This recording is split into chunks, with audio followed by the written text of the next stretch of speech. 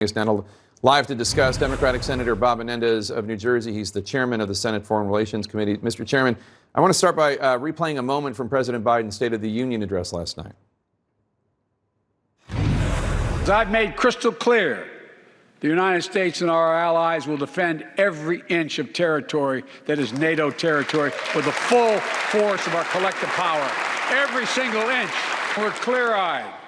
The Ukrainians are fighting back with pure courage, but the next few days, weeks, and months will be hard on them.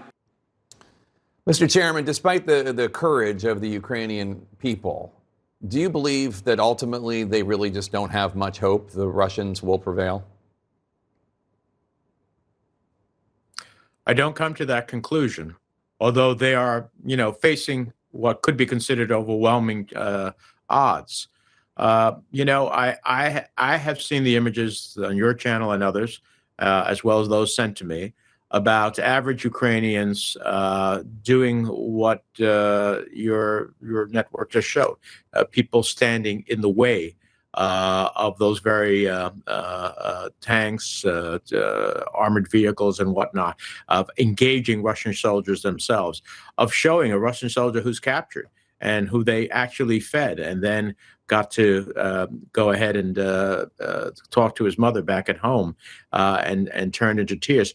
Look, at the end of the day, this is why, because of their incredible courage, this is why the javelins that just arrived in Ukraine, 1,000 German anti-tank weapons that arrived, several hundred Stinger missiles, security assistance continues, including in the last 24 hours.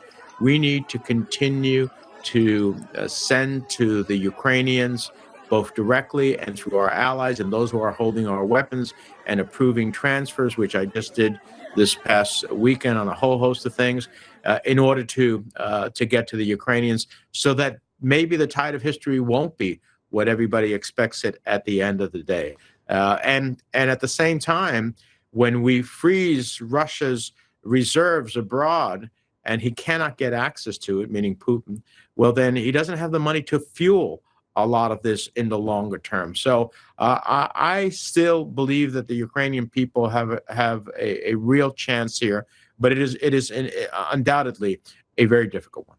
Mr. Chairman, the Russians are claiming that they have captured and now control the southern Ukrainian city of Kherson. The Ukrainians deny this. How concerned are you about the Russians gaining ground in southern Ukraine and then forming that land bridge between Russia and Crimea?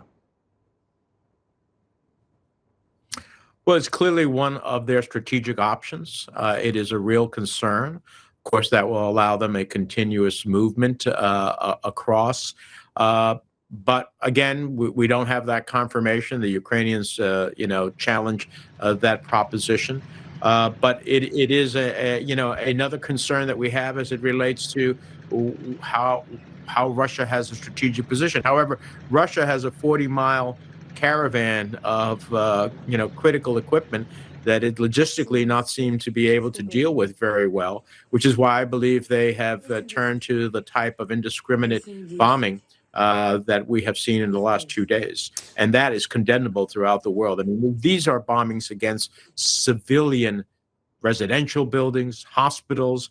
It is an abomination of what Russia is doing. I believe they amount to war crimes. You're part of a bipartisan group of senators calling on the Biden administration to grant temporary protected status to Ukrainians currently in the U.S. Here's a bit of a quote from that letter. Quote, forcing Ukrainian nationals to return to Ukraine in the midst of a war would be inconsistent with America's values and our national security interests.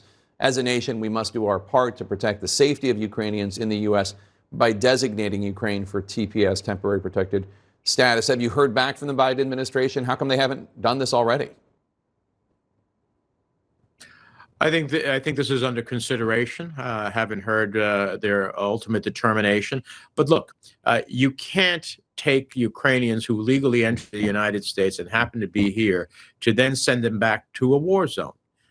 You can't tell Europe and our allies in Poland and other countries that are, doing the right thing by accepting, hundreds of thousands of refugees and then send back people from Ukraine back to Ukraine who are presently in the United States. That is the very essence of what temporary protected status is all about. It's for instances like this. And so I would expect the administration ultimately to grant TPS. I don't see how they do not. I've heard criticism not only from Republicans, but from some Gold Star families and veterans that President Biden should have mentioned the 13 service members killed in Afghanistan last August. Do you wish he had? You and I have talked a lot about Afghanistan. Yeah. Look, I think the president has recognized their heroic loss of life in the past. I certainly welcome any time that the sacrifice of the men and women of the armed services of the United States can be recognized. But it's not like the president has never recognized their sacrifice. I think he has. But however, could have he said it once again? I guess he could have. And certainly that would be helpful to the families who lost a loved one and can never replace them. Senate Foreign Relations Committee Chairman, Senator Bob Menendez of the great state of New Jersey. Thank you so much, sir. Good to see you again.